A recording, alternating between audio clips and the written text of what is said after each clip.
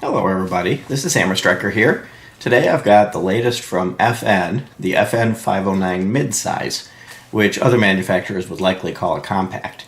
It's a Glock 19 size gun, as opposed to the original 509, which was basically a Glock 17 size gun, actually more like a 19X. And this is the latest in their series for the 509, and the way it's being put out there kind of suggests, kind of maybe hints, that in the future there might be a 509 subcompact, but nothing officially says that. At this point though, let's take a look at this one, because being the size of it with slightly shorter grip, you're really entering a good concealed carry realm. So let's start with, of course, that this 509 midsize is unloaded. It carries most of the same features of the regular 509. It has nice front serrations, nice rear serrations, and it's a nice looking gun. It's got some characters and sculpting to it. It's not just two flat, smooth sides. It also is fully ambidextrous. Mag release, right there, and the slide stop slide release. So that whether you're a lefty or a righty, you're going to have no problems operating this gun. It does come with a Picatinny rail. It does come with two replaceable back straps, one installed and one in the box, so that you can swap between the two. This is the large one. You can see it's got kind of a curved back profile, and the other one is kind of flattish.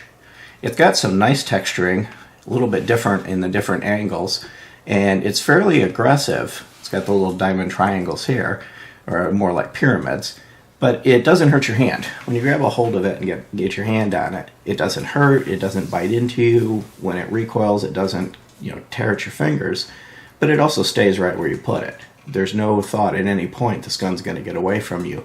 You can see there's a little cutout here for the mag release to kind of protect it from being accidentally hit, but it's still easy to get it, whichever side you're going to work it from. And from a safety perspective, this has all the same internal drop safeties that most of the striker-fired guns in this realm have. This one chooses to use the hinge trigger, kind of like the Smith & Wesson, as opposed to the split trigger like the Glocks and several others. But it has the same effect. And unless you push on the little hinge, you can't pull the trigger, which prevents the trigger from pulling itself in the event that it lands butt down or in one of the less optimal positions when you drop it. When I get it apart, I'll show you the drop safety mechanism. Comes with two well-constructed steel 15-round magazines, and it is compatible with the 17 and 24-round magazines from the bigger FNs if you have the appropriate grip sleeve. And as of the making of this video, the appropriate grip sleeves really aren't available, but I expect that to change. The gun comes out, magazines are scarce, and accessories are scarce. They catch up, and if you're looking at this video somewhat after the release date, those sleeves may be readily available, or you may be able to actually get higher capacity magazines ready with the sleeve ready to go. You can also get this with 10-round magazines if you happen to be in one of the less free states where 10 rounds is the limit of what you're allowed to have. Let's talk about the dimensions, because of course it is a mid-size slash compact.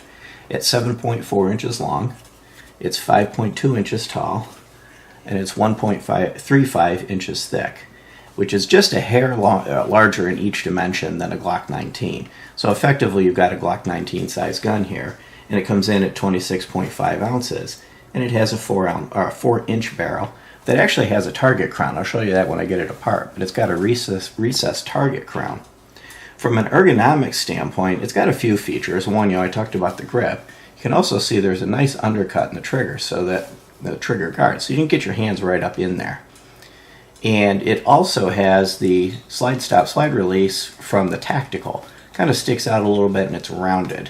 It doesn't stick out enough to get in the way, but it does make it really easy. It's got a shelf, you can see it right there.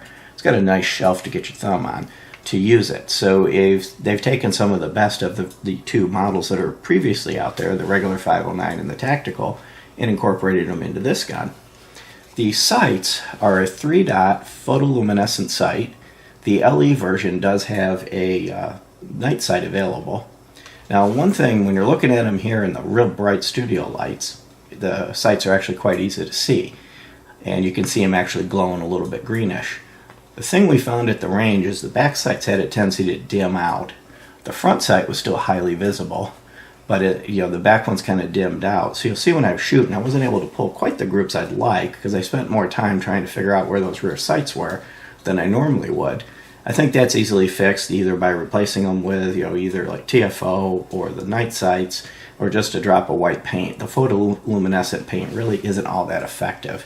It doesn't glow enough to act as night sights or for long enough, and it doesn't glow brightly enough to be really usable during the day. So that's the only thing I kind of wish they did different from the sights. However, they are dovetail front and rear, so if you are so inclined to change the sights, it's easy enough to do. So I'm going to go ahead next. I'm going to take this apart, but I'm getting an alert on the camera that it's out of space in the card, so I'm going to have to stop, swap the card, and resume. Be right back. Well, that's taken care of, but before I take it apart, actually, let's take a look at the trigger. So, of course, we'll cycle it, clear it. The trigger on this, the actual face of the trigger is a hair flatter than the original one. There's a little bit less rounded, from side to side.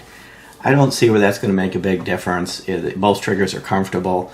In fact, if I even get out the original 509 and show it to you, you can kind of see it a little bit just because one appears to be a little thicker at the front. Just from the way the light hits it, you can see this one's a little bit more rounded, the other one's a little bit flatter. I don't believe that's going to make a significant difference to the ergonomics or the ability to shoot it well. When I was firing it, I didn't notice it. It wasn't until I inspected it closely and really looked at it, because in the documentation it said it's flatter, I could finally figure out what it is. But it is, not by much. It's not going to, if you like the original trigger, you'll probably like this one, and vice versa. And if you don't like the original trigger, I doubt that's going to be enough of a change for you to suddenly like this one instead. From a trigger pull perspective, of course, the business part of the trigger, there's a little bit of take up, and it's just a little scratchy, but not bad. A very defined wall, so it comes in around 6 pounds, and a nice short crisp break, and actually a pretty decent reset. And the reset's right on the wall, so it doesn't bounce, and you could hear it click and you can feel it. So it's a nice tactile and audible reset. Again, you're right on the wall. That crisp break again, and then the reset. And then this would be all the way out. So it's actually got a really nice reset. Overall, it's a nice trigger. I think some of the scratchiness will probably, after I run a few rounds through it, it'll probably smooth out.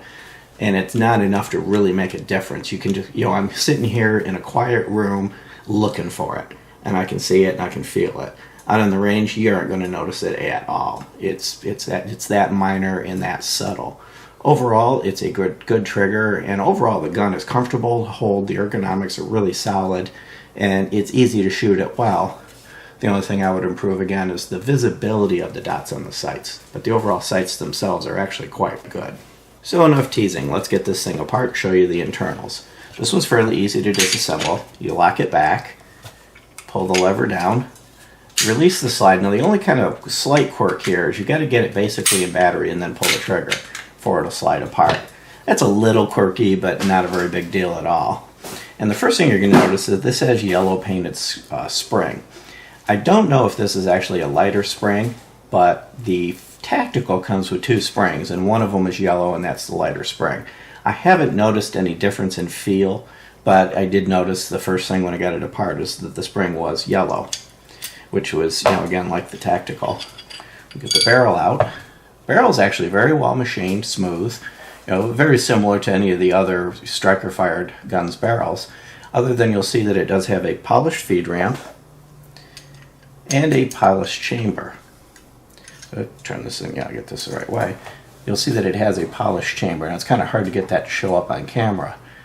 But the barrel itself is very well machined and smooth, and the 509 feeds everything. It doesn't matter whether you've got really nice, good quality ammo that you're putting in there. Yeah, you can actually get a good look at it there. It's almost a mirror polish on that chamber. And it really doesn't matter whether you've got really good ammo or junk. The thing just eats it, it just feeds, and it just runs. So these are quite reliable guns. The slide is pretty typical for a striker-fired gun. There's your drop safety plunger and striker, and everything in here is smooth, well machined, just business as usual. Nothing extra, nothing fancy, but everything is just well done, and the finish is nice and even. And then one thing I also should have mentioned while I had the guide rod spring assembly, it's a steel guide rod, which I know for a lot of people that's an important detail. Set that apart. Let's look at the frame. First thing you're going to notice about the frame, it's got a really robust locking block assembly in front guides. It's really solid, really heavy duty, and it's smooth. It's very polished. This is just the way the gun came right from the factory. I didn't do anything to it. If you move to the back, you've got some very good robust rear rails, and there's your fire control and sear. So it's nicely machined. FN does a good job. They tend to be proud of their guns.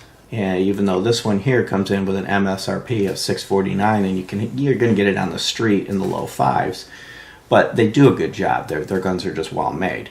Set that back down. Let's put this thing back together again and wrap up. So dropping the barrel in, drop the spring in. It kind of does a good job of self-centering. You heard it snap, and it really does self-center itself quite nicely. Some guns you have to really play with it to make sure it's centered. This one, it just kind of clicks in place and holds. And then it'll be fairly easy to put the gun back together because it's all centered up. You just line it up, lock it back, release the lever, and you're back in business. Easy to maintain, easy to disassemble, well constructed and high quality. Overall, if you're looking for a compact size gun, and you don't necessarily want a Glock 19, which is one of the ones that it's compared to. And I'll show you that one's unloaded. And we'll put a magazine in this one. So we set it up next to a Glock 19. As I mentioned earlier, it's just a hair taller, just a hair longer, and just an imperceptible hair fatter. But for all intents and purposes, it'll fit into any place that you were going to use a Glock 19. So if you like the FN 509 or you don't particularly like Glocks, and the regular 509 is just a little too big for you, then the 509 midsize is going to fit right in there. We'll have some full comparisons between these two guns, the Glock 19, and several others in this territory upcoming. But from a good starting point, they've done a good job entering that true compact market. I'm still kind of hoping they'll actually go into the subcompact market, because I think the 509 in a subcompact would be a perfect little carry gun, especially if some of the other choices that are out there aren't exactly what you're looking for. One other thing I almost forgot to mention, it comes with a soft-sided pistol case in the cardboard box. So it comes in a cardboard box. And then inside the cardboard box with the gun is a soft-sided, like a pistol sleeve pistol case to take it to the range. Or you could put whatever other gun you want to fit in there. It comes with the 2 magazines, and it comes with the 1 additional back strap besides the one that is installed on the gun. This one happened to come with the large one pre-installed. I imagine they'll all come that way.